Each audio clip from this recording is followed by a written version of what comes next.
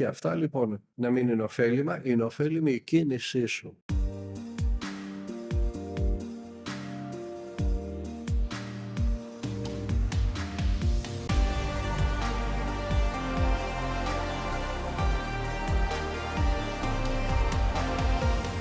Μα γι' αυτό το παίρνουμε. Γιατί όχι. Δείχνουμε ευλάβεια στον Άγιο και στον Χριστό. Δείχνοντας ευλάβεια στον Άγιο, δείχνεις ότι ευλαβείσαι και σέβεσαι εκείνον που τον έκανε Άγιο, δηλαδή τον Χριστό. Ο Άγιος είναι μία ταμπέλα σαν αυτές του δρόμου που σου δείχνουν την σωστή κατεύθυνση. Όλοι οι Άγιοι δείχνουν τον Χριστό. Εκείνος τους ανέδειξε Αγίους. Όταν τιμάς λοιπόν έναν Άγιο, τιμάς εκείνον που τον αγίασε. Γι' αυτό ακριβώς ο Άγιος Ιωάννης ο Χρυσόστομος λέει να πηγαίνετε στους τάφους των Αγίων και να προσκυνάτε. Να παίρνετε χώμα από τους τάφους των Αγίων. Ο Άγιος Ιωάννης ο Χρυσόστομος. Γι' αυτό ακριβώς και παίρνουμε και λαδάκι από το καντήλι του Αγίου και παίρνουμε μύρο από όποια εικόνα μυροβλίζει, από όποιον Άγιο μυροβλίζει και σταυρωνόμαστε. Και με ό,τι κάνεις στο σταυρό επάνω σου δεν είναι ομολογία ότι πιστεύεις τον εσταυρωμένο Χριστό. Όχι εάν επιτρέπεται, επιβάλλεται να το κάνουμε. Δεν δείχνει ταπείνωση αυτό. Δεν δείχνει μια ομολογία από μέρους σου ότι είσαι αμαρτωλός και επικαλείσαι τη χάρη του Αγίου με το λαδάκι του ή με το μύρο να σε βοηθήσει. Αν σου πει κάποιος αυτά είναι ανοησίες και να μην τα πιστεύεις, θα του πεις, γιατί κάποιοι που θέτουν τέτοια ερωτήματα δεν τους ενδιαφέρει τι θα τους πεις. Τους ενδιαφέρει να σε καταπλήξουν με τις γνώσεις τους, οι οποίες είναι αστείες. Θα του πεις και ψέματα να είναι το λάδι και ψέματα να είναι το μύρο. Εγώ ωφελούμαι γιατί σταυρώνομαι, κάνω πάνω μου το σημείο του σταυρού και γιατί είναι ταπείνωση να αναγνωρίσεις την αγιότητα κάποιου άλλου. Και αυτά λοιπόν να μην είναι ωφέλιμα, είναι ωφέλιμη η κίνησή σου. Το ότι πας στον Άγιο, το ότι δέχεσαι ότι είσαι αμαρτωλότερη εσύ και ότι επικαλείσαι τη χάρη του με ένα σταυρό στο μέτωπο για να σε σώσει. Αυτά θα σε σώσουν ακόμα και αν το μύρο δεν είναι μύρο και το λάδι δεν είναι από Άγιο.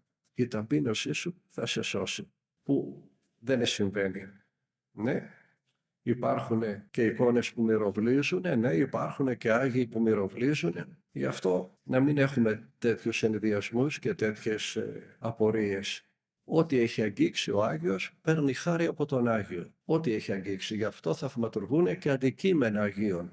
Όταν κοιμήθηκε ο Άγιος Νεκτάριος στο νοσοκομείο στην Αθήνα και βγάλαν τη φανέλα του και την πετάξανε στο διπλανό κρεβάτι σε έναν παράλυτο, πάνω από 10 χρόνια παράλυτος, ο παράλυτος υπόθηκε και προπάτησε. Να λοιπόν, πως ένα αντικείμενο κάποιου Αγίου θαυματουργεί και κάνει κάποιον καλά.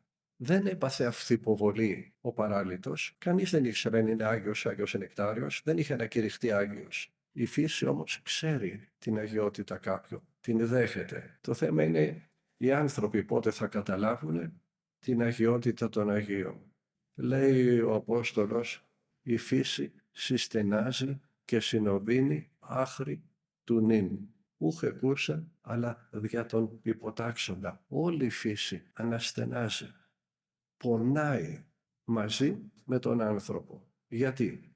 Όχι γιατί θέλησε να βρίσκεται σε αυτή την κατάδια η φύση, αλλά εξαιτίας του ανθρώπου που την υπέταξε στο κακό, στη φθορά και σε αυτή την κατάδια.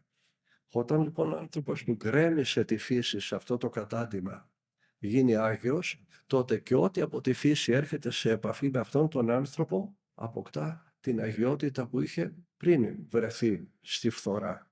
Την καλή κατάσταση στην οποία βρισκόταν πριν γκρεμιστεί στη φθορά και στο θάνατο η φύση.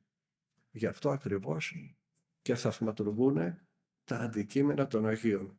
Είναι η φύση που ήρθε σε επαφή με αυτόν τον που θεώθηκε και αποκτάνε και αυτά την χάρη του Αγίου Πνεύματος, τις ευλογίες του Αγίου Πνεύματος. Παίρνουν τη δύναμη που στέλνει το Άγιο Πνεύμα και βλέπουμε και θαυματουργούν τα αντικείμενα των Αγίων. Το μυαλό μπορεί να μην το καταλαβαίνει πώς γίνεται, πώς είναι δυνατόν. Το ζεις όμως και ξέρεις ότι γίνεται και είναι δυνατόν. Αν δεν το ζήσεις, δεν μπορείς να το δεχτείς, γιατί δεν είναι λογικό. Έλα όμως που είναι η πραγματικότητα, τόσο απλό. Βλέπουμε ανθρώπους που κάποιος τους σταύρωσε με το λάδι από κάποιον Άγιο και βρήκανε την υγεία τους. Δεν βρήκαν την υγεία τους γιατί πιστέψανε στον Άγιο. Σε κόμμα ήταν ο άρρωστος και όμως έγινε καλά. Δεν ήταν αυθυποβολή, ήταν πραγματικότητα. Γι' αυτό και στους τάφους των Αγίων θα πηγαίνουμε και με λαδάκι θα σταυρωνόμαστε και με μύρο. Και η πράξη θα μας φανερώσει αν αυτά είναι αλήθεια ή όχι.